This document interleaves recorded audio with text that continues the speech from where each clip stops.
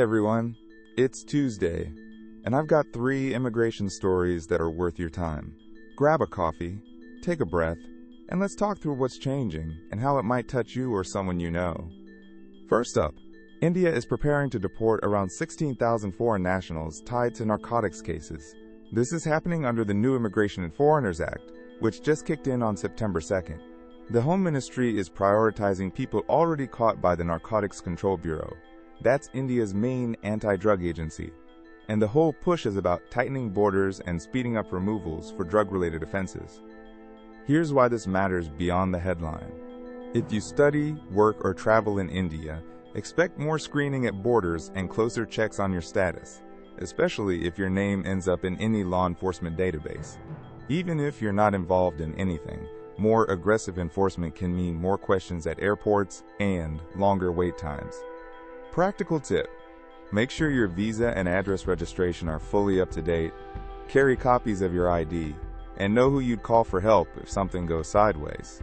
If you're planning a trip, keep an eye on airline notices and any guidance from your embassy, because exit checks could feel tighter while this rollout is new. Alright, story 2. In the US, a new executive order says a birth certificate by itself won't prove citizenship for some kids born after February 19th of this year. It's not uniform across the country, though.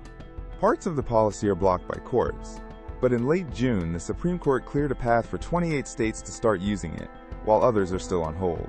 Texas is among the places where enforcement could happen. What does that mean in real life? If your child was born after February 19th, and you're in one of the states moving forward, you may be asked for more than just the birth certificate when you're dealing with things like passports or other government processes.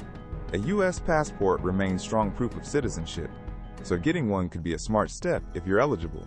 Keep hospital records, proof of parents, identity, and any other documents you're given at the time of birth. Because it's a patchwork, check how your state is implementing this and ask agencies what they'll accept before you line up at the office. And if you're in a state where enforcement is paused, keep following the court updates, since rules can shift quickly. And third, there was a major ICE raid on September 4th at a Hyundai LG battery plant site in Georgia. Around 475 people were detained, including 317 South Korean nationals. Detainees say they were held in crowded cells with moldy mattresses and limited hygiene supplies.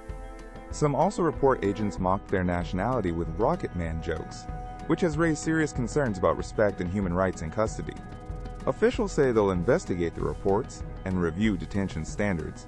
And there's a wider question here about how this could affect U.S.-South Korea relations.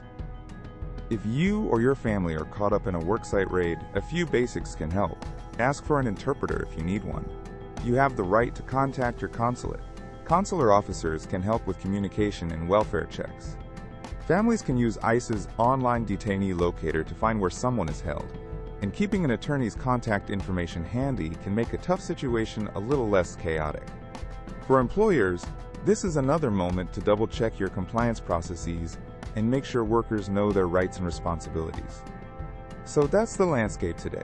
Tougher enforcement in India aimed at narcotics-related cases, a shifting U.S. standard for proving citizenship for some newborns that depends on where you live, and serious questions about detention conditions after a large workplace raid in Georgia.